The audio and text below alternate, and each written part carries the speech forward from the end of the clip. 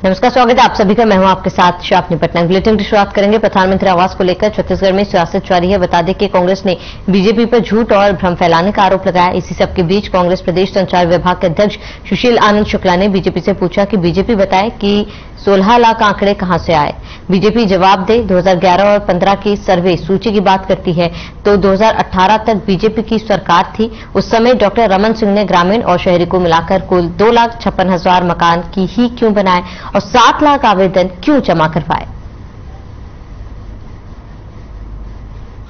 देखिए, भारतीय जनता पार्टी प्रधानमंत्री आवास पे झूठ की और भ्रम फैलाने की राजनीति कर रही है। हमने उनसे 10 सवाल पूछे हैं। भारतीय जनता पार्टी के नेताओं में साहस है तो हमारे इन 10 सवालों का जवाब दे। भारतीय जनता पार्टी बताए कि 16 लाख आंकड़े उसके पास कहां से आए। दूसरी बात, एक भारतीय जनता पार्टी 2011 और 2015 के सर्वे सूची की बात करती है तो 2018 तक भारतीय जनता पार्टी की सरकार थी तो रमन सिंह ने मात्र शहरी और ग्रामीण मिला के 2,56,000 मकान ही क्यों बनाए। शहरी में तो मात्र 19,000 मकान बनाया था। भारतीय जनता पार्टी इसका जवाब दे। देखिए, भारतीय जनता पार्टी प्रदेश में पिछले 2 दिनों से मौसम बदल रहा है। कभी तेज धूप हो रही है तो कभी बादल छा रहे हैं। भावना है इसके चलते प्रदेश में अधिकतम और न्यूनतम तापमान में गिरावट का दौर शुरू होने की संभावना है।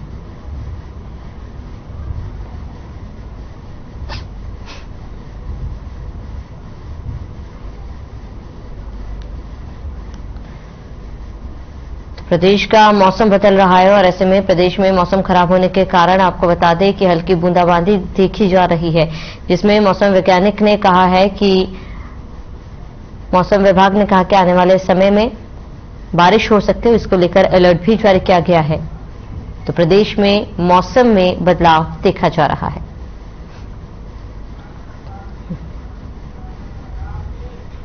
खबर बुरहानपुर जिले के नेपानगर से है, जहां निर्दलीय विधायक शेरा भैया का एक बयान सामने आया है, जहां उन्होंने कहा है कि विधानसभा में वन कटाई का मामला उठाया गया। नेपानगर नवारा रेंज में सैकड़ों हेक्टेयर जंगल अतिक्रमणकारी साफ कर चुके हैं, लेकिन अब तक सरकार की ओर से कोई सख्त कदम नहीं उठाए गए। उन्होंने कहा है कि जब ये मुद्दा हमने सदन में उठाया तो सरकार बात करने को तैयार नहीं है, क्योंकि ये लड़ाई जंगल काटकर जमीन हथियाने की है।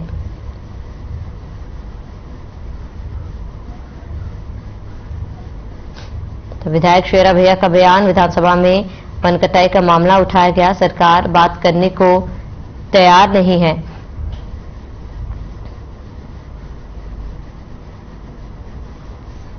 तो वन कटाई को लेकर यह मुद्दा उठाया गया है, जहां पर सरकार बात करने को तैयार नहीं है। विधायक शेरा भैया का ये बयान सामने आया है।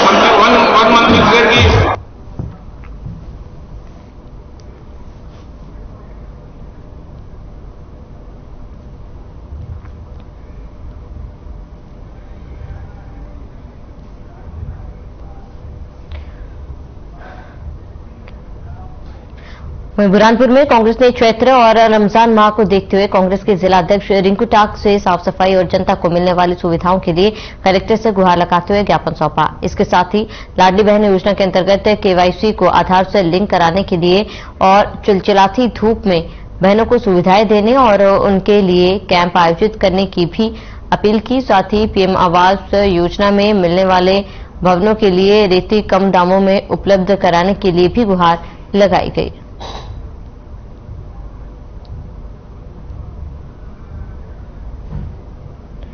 जिला अध्यक्ष रिंकू टाक ने अपील की है। नवरात्रि और रमजान के लिए ये अपील सुविधाओं के लिए कलेक्टर से भी गुहार लगाई गई।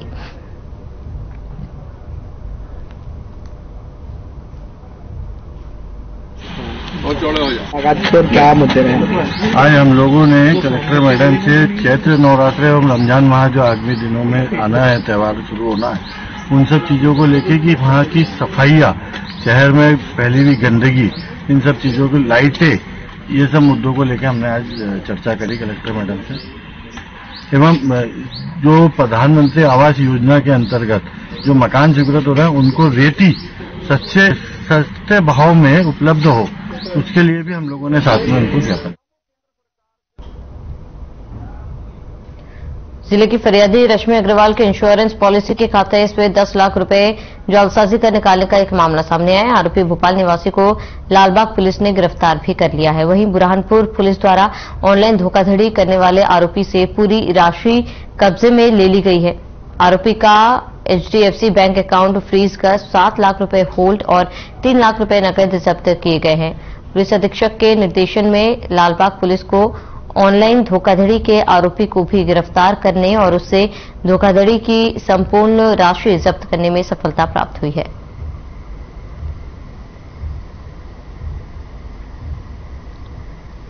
तो पुलिस अधीक्षक के निर्देशन पर यह कार्रवाई की गई।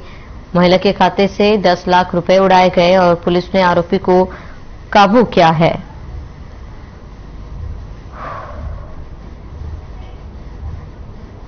तो आरोपी के पास से नकद भी पुलिस ने बरामद की है और महिला के खाते से करीब 10 लाख रुपए उड़ाए थे।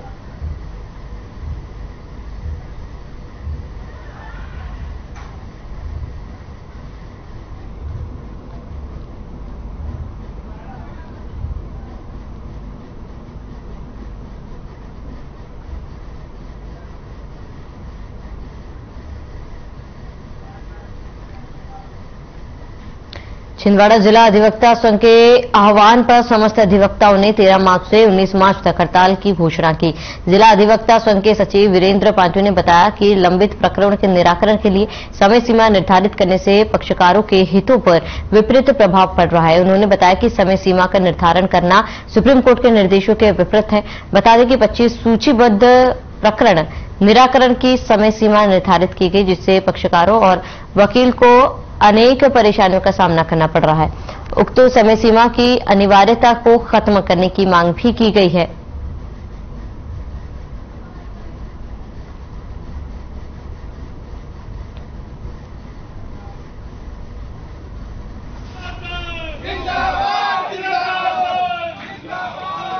समय से 1 वर्षों से लगातार एक योजना लागू की गई माननीय उच्च न्यायालय द्वारा। 25 प्रकरणों की सूची प्रत्येक न्यायालय को दे दी जाती है और एक समय सीमा बांध दी जाती है 3 महीने की। उस 3 महीने में उन प्रकरणों का निराकरण किया जाना आवश्यक होता है। समय सीमा में बांधकर किसी प्रकरण का निराकरण नहीं हो सकता। वास्तविक धरातल पर स्थितियां बिल्कुल विपरीत होती हैं। पक्षकार के लिए तैयारी करना, पक्षकार का दूर से आना, आकर वकील को अपने इंस्ट्रक्शन देना, ये सब उस समय सीमा में संभव नहीं है। प्रकरणों के निराकरण तो हो रहे हैं लेकिन उचित न्याय नहीं हो पा रहा है। ऐसी परिस्थितियों में समस्त अधिवक्तागण उद्वेलित हैं। हम लोग की हड़ताल 13 एवं 14 तारीख को थी। हमने इसे कंटिन्यू करके 19 तक किया है। कुछ केसों को ऐसे समय सीमा के अंदर बांधा गया है कि 25 प्रकरण आपको 3 महीने के अंदर निराकरण करना है। इससे न्यायालयीन कार्रवाई में तो प्रभाव बढ़ ही रहा है, साथ ही साथ पक्षकारों का भी काफी हानि हो रहा है। वकील लोग तैयारी नहीं कर पा रहे हैं। ये न्याय हित में कहीं से हमको नहीं लगता। सर्वोच्च उच्च न्यायालय के द्वारा भी कहा गया है किसी केस को लेकर समय सीमा के अंतर्गत बांधा नहीं जा सकता।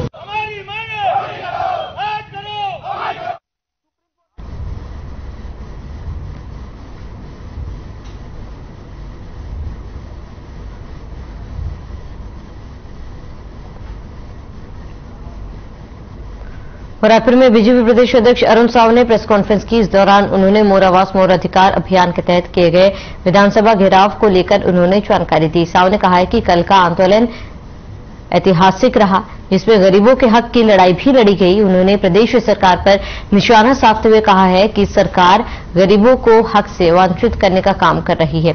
बीजेपी गांव गली और हर जिले में गई, उसके बाद प्रदेश स्तरीय प्रदर्शन किया है। तो प्रदेश सरकार गरीबों का हक मार रही है, अरुण साव का कहना है। और उन्होंने कहा कि बीजेपी प्रदेश अध्यक्ष अरुण साव प्रेस कॉन्फ्रेंस की और कहा कि प्रदेश सरकार पर जमकर निशाना साधा और कहा कि प्रदेश सरकार गरीबों का हक मान रही है।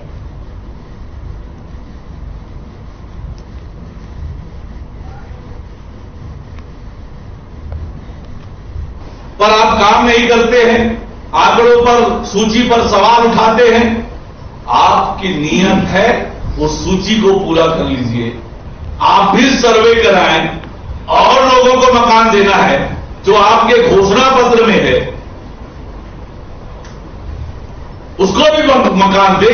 हम तो गरीबों के साथ हैं, आपको सहयोग करेंगे, आपका साथ देंगे और दीजिए मकान। लेकिन पहले जो 2011 और 2016 की सर्वे की सूची है उसमें जो हितग्राहियों के नाम है और जिस सूची के आधार पर पूरे देश भर में मकान मिला है केवल पश्चिम बंगाल को छोड़कर,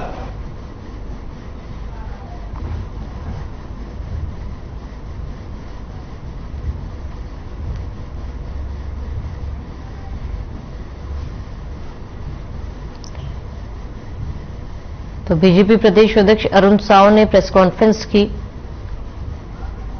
और प्रदेश सरकार पर जमकर निशाना साधा है।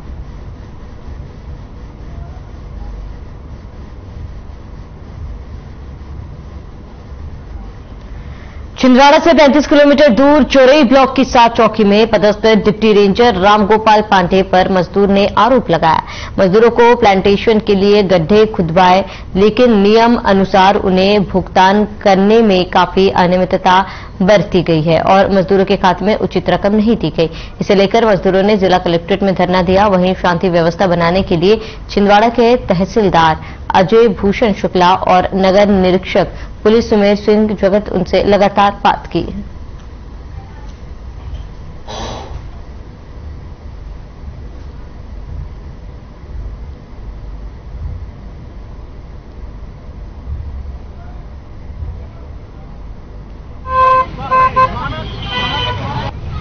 ये वन विभाग में मजदूरी भुगतान को लेकर कुछ मजदूर यहाँ आए हुए हैं, कलेक्ट्रेट कार्यालय आए थे। इनके द्वारा बताया जा रहा है कि हमारा मजदूरी का भुगतान नहीं हुआ है। तो वन विभाग के अधिकारी भी यहाँ आए हुए हैं। आदरणीय कलेक्टर महोदया के निर्देश पर यहाँ अधिकारीगण जो हैं वन विभाग के, उन्होंने इनकी पहचान भी की है और इनसे कहा भी जा रहा है कि आप अपने खाते नंबर, बैंक के खाते नंबर, आधार कार्ड और जो उपस्थिति अनुसार उनका रजिस्टर है वन विभाग का, वो भी देखा जा रहा है। और इनसे बार बार कहा जा रहा है कि आप अपना खाता नंबर और आधार कार्ड दे दो, जो कि ये दे नहीं पा रहे हैं और सही पहचान भी नहीं बता पा रहे कि वो किस गांव से, किस तहसील और किस थाने से हैं। इनके द्वारा जो है बिना गड्ढे की गिनती कराए, है ना, कार्य खत्म परसों हुआ था। उसके तुरंत बाद जो है ये यहाँ पर उपस्थित हो गए और अनवांटेड जो है डिमांड रख रहे हैं। इस योजना के तहत कार्य किया गया था ये हमारे जो वृक्षारोपण आरडीएफ की प्लांटेशन थी उसके अंतर्गत हमने गड्ढे खोदे थे और जितने गड्ढों का लक्ष्य दिया गया था उनसे इनने जो है, इनका कहना है कि हमने जो है ज्यादा गड्ढे खोदे, ये उसका सत्यापन भी नहीं करा रहे हैं। दूसरा, आधार कार्ड और बैंक डिटेल नहीं दे रहे, जिसके कारण इनका पेमेंट मतलब हो नहीं रहा है।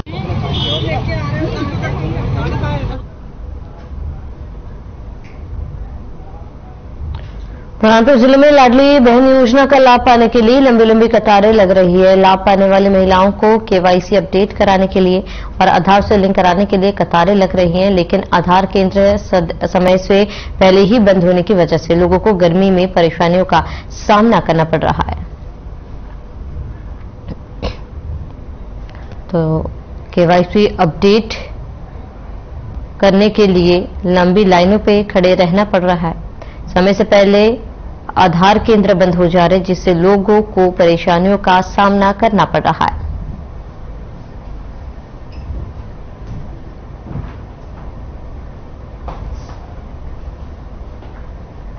हम लोग आधार अपडेट करवाने आए हैं, आधार में मोबाइल नंबर डलवाने आए हैं। जो लाडली बहन योजना चल रही है उसके अंतर्गत आए हैं। 3 दिन से वापस जा रहे हैं, आज चौथा दिन है।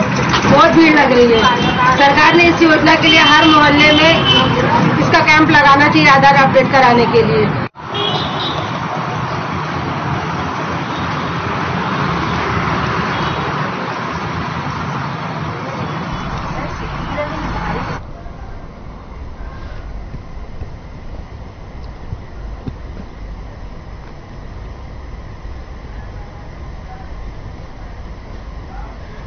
तो प्रधानमंत्री आवास योजना को लेकर भारतीय जनता पार्टी ने विधानसभा घेराव किया। घेराव करने से पहले भारतीय जनता पार्टी ने आम सभा का आयोजन भी किया था। इस सभा में करीबन 50,000 लोग शामिल हुए। आम सभा में बीजेपी के तमाम नेताओं ने अपनी उपस्थिति दर्ज कराई है, जिसके बाद विधानसभा घेराव करने विधानसभा की ओर से कूच की और राज्य सरकार के खिलाफ बीजेपी नेताओं ने नारे भी लगाए थे। इस दौरान हमारे संवाददाता चित्रा पटेल ने पूर्व मंत्री राजेश मूरत से खास बातचीत की। देखिए रिपोर्ट।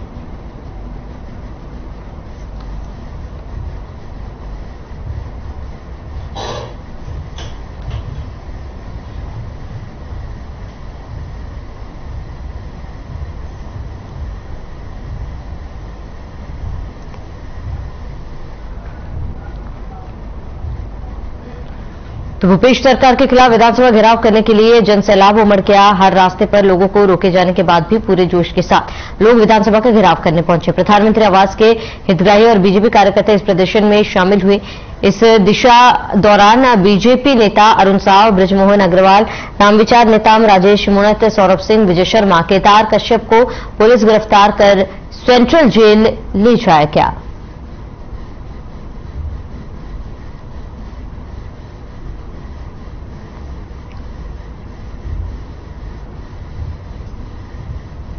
तो विधानसभा का घेराव किया गया। पीएम आवास योजना को लेकर बीजेपी कार्यकर्ताओं द्वारा प्रदर्शन किया गया।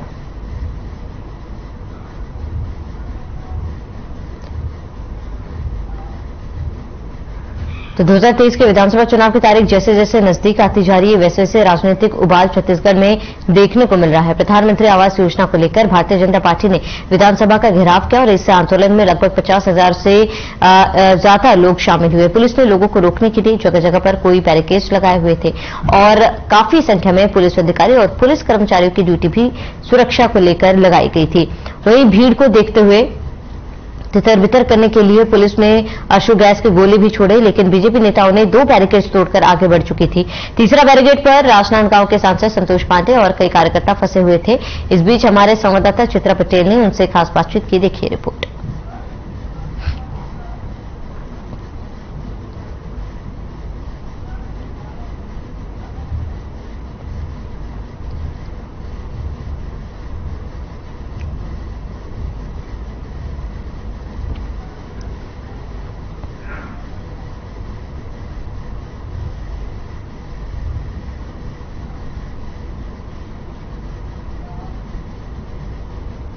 राजनांदगांव शहर के कोतवाली थाना क्षेत्र अंतर्गत रात्रि चेकिंग के दौरान बीती रात पुलिस को सफलता हाथ लगी। पुलिस ने चेकिंग के दौरान मुखबिर की सूचना पर जालीखाता मैदान तुलसीपुर में आरोपी शुभम मिश्रा उम्र 26 साल ब्राह्मणपारा आजाद चौक निवासी रायपुर को गिरफ्तार किया है, जिसे पास से पुलिस ने एक पिस्टल और एक जिंदा कारतूस बरामद किया है।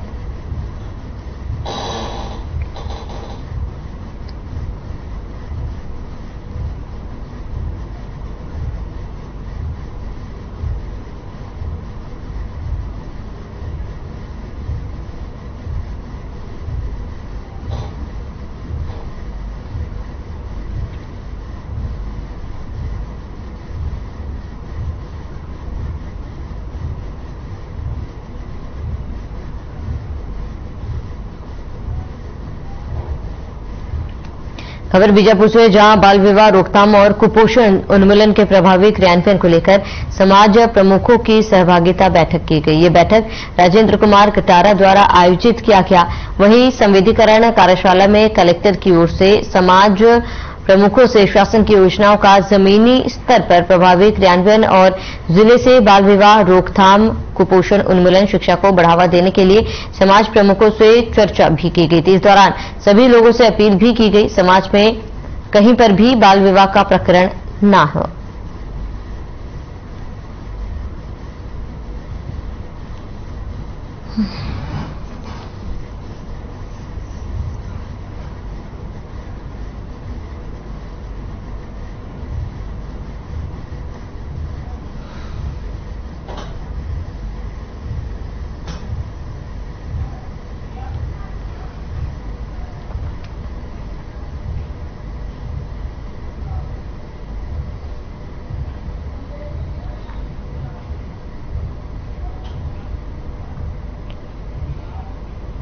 तो भारत सरकार की नीतियों के अनुसार छत्तीसगढ़ के पिछड़े इलाकों में गरीबों के कल्याण के लिए 38वीं वाहिनी भारत तिब्बत सीमा पुलिस बल ने सिविक एक्शन प्रोग्राम का आयोजन किया था। भारत तिब्बत सीमा पुलिस बल नक्सलियों के खिलाफ अभियान के साथ साथ अपने सामाजिक दायित्वों का भी निर्वहन कर रही है। इसी क्रम में 38वीं वाहिनी के अशोक कुमार द्वितीय कमान के निर्देशन में जिला राजनांदगांव के बहमनी गांव में स्कूली छात्र छात्राओं को लेखन और पठन सामग्री वितरित किए, जिसमें स्थानीय स्कूल के 165 छात्र छात्राओं को पुस्तक और पेन पेंसिल समेत अन्य चीजें वितरित किए गए। इस दौरान नरेश कुमार लेघा, सहायक सेनानी, स्कूल के प्रधानाचार्य नारायण दास और गांव के सरपंच धर्मेंद्र कुमार साहू मौजूद रहे।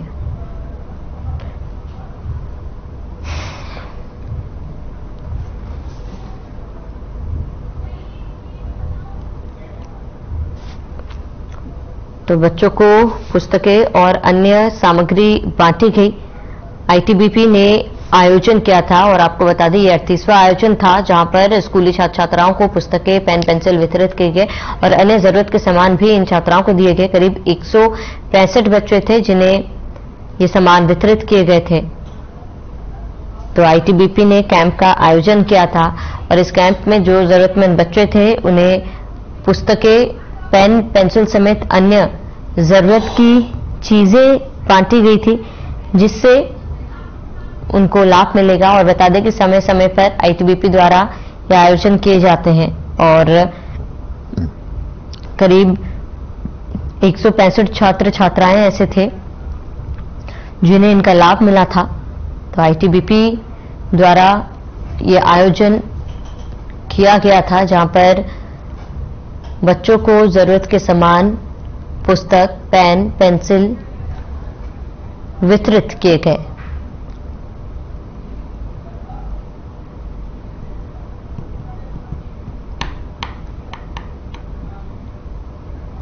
तो सिविक एक्शन प्रोग्राम का आयोजन किया गया था जहां पर बच्चों को पुस्तकें और अन्य सामग्री बांटे गए।